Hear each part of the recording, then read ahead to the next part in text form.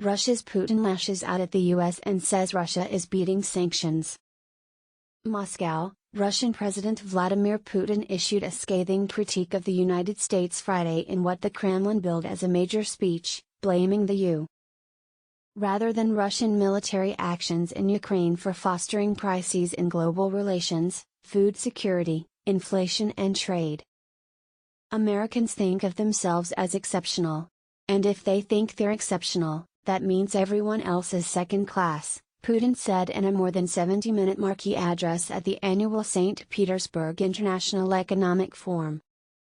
In contrast, Putin presented Russia as part of a new global order willing to challenge an America still clinging to its past status as the world's lone superpower. Nothing lasts forever, Putin said. Commission recommends making Ukraine a candidate for European Union membership.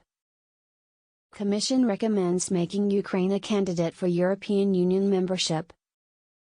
Only strong and sovereign governments can speak their minds in this newborn world order, either that or they're destined to remain colonies of the US without rights, he later added.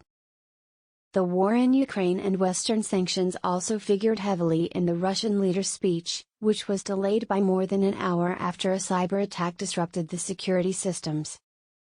The Kremlin labels the conflict in Ukraine a special military operation and forbids calling it a war or invasion under penalty of law. On the same day that the European Commission recommended that Ukraine be granted EU candidacy, Putin said he had no objection to Ukraine's bid for membership. The EU isn't a military organization, so Russia is not against Ukraine joining the EU, he said. Putin insisted Russia would meet all its goals in Ukraine, which he notably defined as freedom for the Donbas, the eastern Ukrainian region where Russian troops are locked in fierce fighting with Ukrainian forces. Putin had initially pursued regime change in Kyiv. Putin also repeated earlier assertions that a blitzkrieg of Western sanctions had failed to destroy the Russian economy, as hoped by the West. The Kremlin's own economic development minister, however, expects the country's economy will shrink by 7.8% this year, and the central bank chief said it's unlikely to bounce back soon. But in Putin's view, sanctions primarily damage the very countries issuing them. He pointed to the European Union in particular as having committed economic suicide by cutting back on Russian natural gas and oil imports that much of the EU relies on. Putin acknowledged that Western sanctions presented Russia with challenges, including a sudden lack of some consumer goods, but argued that Russia would come out stronger in the long run. What is more important for us?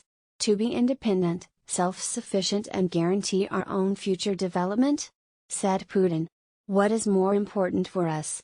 To be independent, self-sufficient and guarantee our own future development? Turnout was also lacking.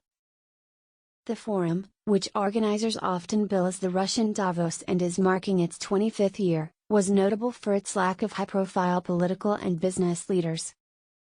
Representatives from about 90 countries were signed up to attend, compared with 140 countries reported last year, according to the Associated Press. In what critics took as a symbol of Russian isolation amid the conflict in Ukraine, this year's featured guests included a Russian-speaking robot, a member of Afghanistan's Taliban and the Kremlin-backed leaders of separatist, self-proclaimed republics in Ukraine's Donbas.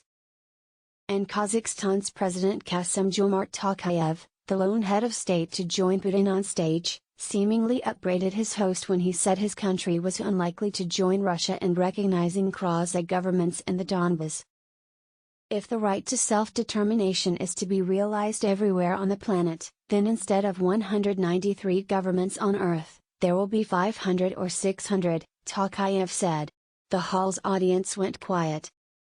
Of course, it will be chaos,